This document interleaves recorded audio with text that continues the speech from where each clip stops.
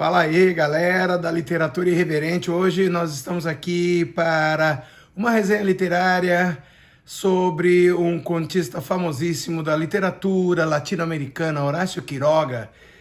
Roda a vinheta que nós já voltamos com vocês.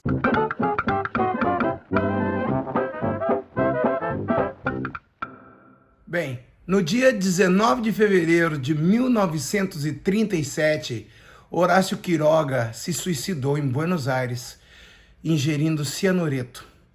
Nós iniciamos essa nossa resenha literária de hoje com essa prolepse para ilustrar como a vida de Horácio Quiroga foi trágica. O nome completo dele, Horácio Silvestre Quiroga Forteza. Bem, o dramaturgo e contista Horácio Quiroga, ele nasceu na cidade de Salto, no Uruguai, no último dia do ano de 1878.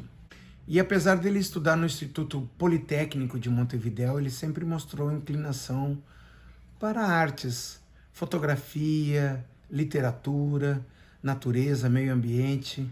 E na sua juventude, enquanto ele trabalhava como mecânico, ele já colaborava com seus contos para o jornal La Reforma. Em 1898, Horácio Quiroga sofreu sua primeira desilusão amorosa com o primeiro amor dele, a Maria Esther Jurkowski. E adivinha por quê essa desilusão amorosa? Por causa dos pais dela. E adivinha por quê? Por causa da religião deles, é óbvio, né? O Horácio Quiroga ele se envolveu com essa moça, e essa moça era de uma família judia ortodoxa. E os pais dela logo providenciaram para afastar o casalzinho, né? E aí, como o sofrimento é um combustível para uma boa literatura, foi daí que Horácio Quiroga já tirou seus primeiros e memoráveis contos aí na sua carreira literária. As obras literárias que ele escreveu nessa época foram Las Sacrificadas e o famosíssimo Una Estación de Amor. É claro que essas obras futuramente foram todas recompiladas em livros.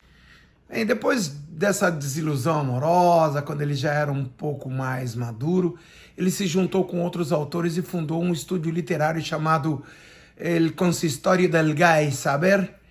E foi dali, já no ano de 1901, que ele editou Los Arrecifes de Corales, e foi nesse mesmo ano que ele sofreu muito com a morte de suas duas irmãs, a Prudência e a Pastora, por febre tifoide. E como desgraça pouca é bobagem, um dia ele estava ali limpando uma arma e ele matou acidentalmente o melhor amigo dele, o Federico Ferrando. E apesar de ter sido absolvido, ele caiu numa depressão profunda.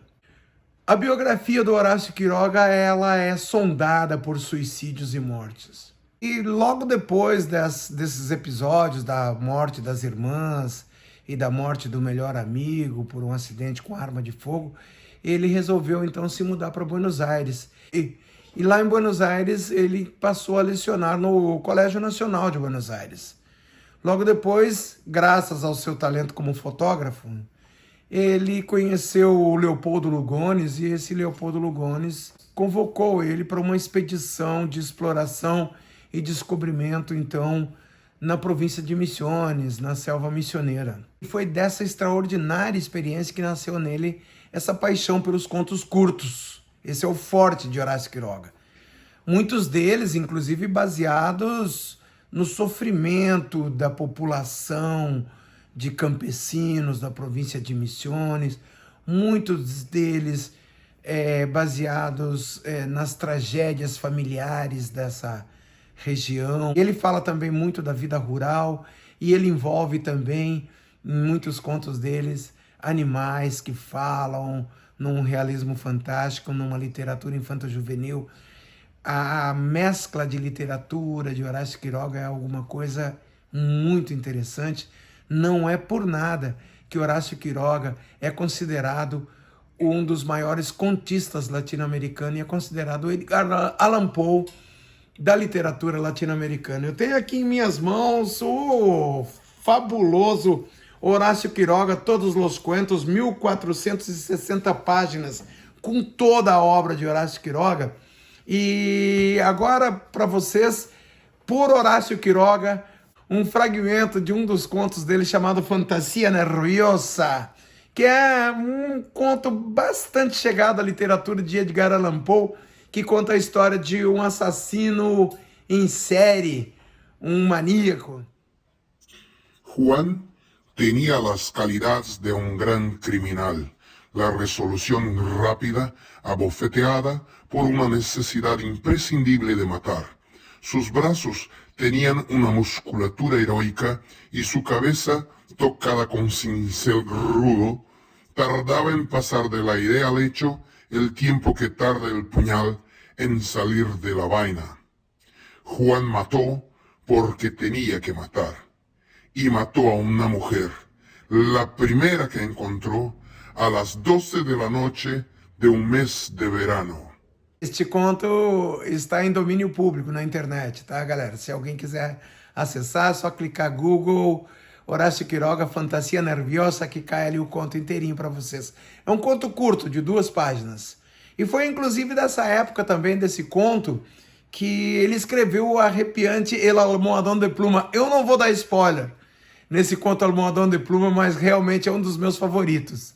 É a história de um casal que estava ali em lua de mel e a mocinha acabou morrendo em circunstâncias muito misteriosas. Também muito ao estilo de Edgar Allan Poe. E também está em domínio público na internet.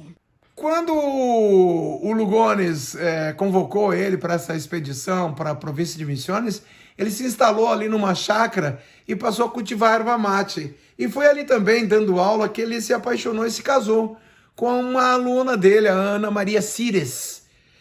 Com ela, ele teve um casal de filhos, a Igli e o Dario. E ali se abateu mais uma tragédia na vida do nosso querido Horácio Quiroga, o inexplicável suicídio da Ana Maria. Depois disso, ele se mudou de volta para Buenos Aires. Não aguentou a pressão. E de volta a Buenos Aires, ele trabalhou no consulado uruguaio. Nesse meio tempo, então, ele continuava produzindo sua literatura. O Horácio Quiroga era um dínamo, ele não parava de escrever.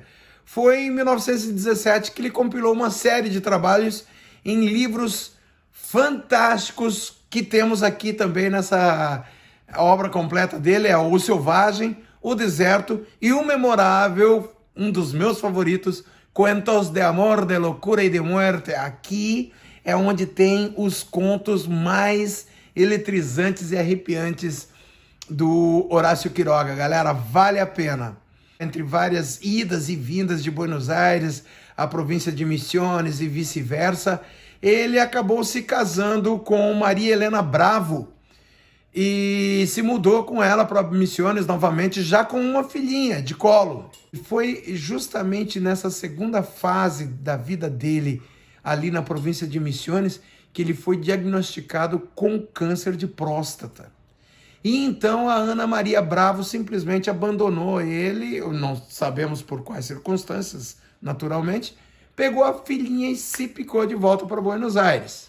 E ele, mais tarde, voltou para Buenos Aires também, sem dinheiro nenhum, totalmente na pobreza. Sim, foi internado no Hospital das Clínicas de Buenos Aires para tratamento. E foi ali no Hospital das Clínicas de Buenos Aires que ele conheceu uma figura bastante misteriosa, considerada um monstro. Um homem chamado Vicente Batistessa. Ele tinha aquela deformidade tipo homem-elefante, uma doença chamada elefantíase que faz crescer desproporcionalmente os membros, os braços, as pernas, o rosto, enfim. E ele descobriu que este Vicente Batistessa estava trancado no sótão do hospital. Quando ele descobriu isso, ele ficou revoltado e ele exigiu então que o Vicente Batistessa fosse resgatado e viesse morar com ele no quarto dele. Eles dividiram então um quarto no hospital. E é aí que entra Vicente Batistessa na história de Horácio Quiroga. Nesse tempo que o Horácio Quiroga esteve internado, ele sofreu muito com o câncer. O câncer já havia se espalhado por outras partes do corpo. Então ele pediu para esse amigo dele para ajudá-lo a dar cabo ao suicídio, ingerindo cianureto, né? E foi assim, então, que Vicente Batisteza ajudou Horácio Quiroga a suicidar-se.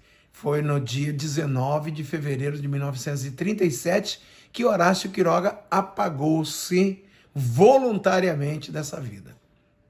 Bem, galera, eu gostaria de pedir a todos que curtissem o nosso canal, que compartilhassem, dá aí um like que é importante para alavancar o nosso projeto.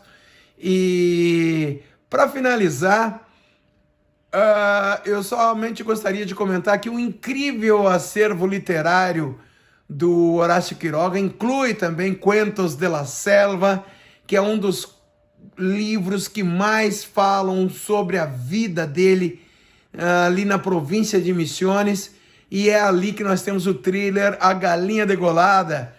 Inclusive, não vou dar spoiler, mas este conto é um dos meus favoritos.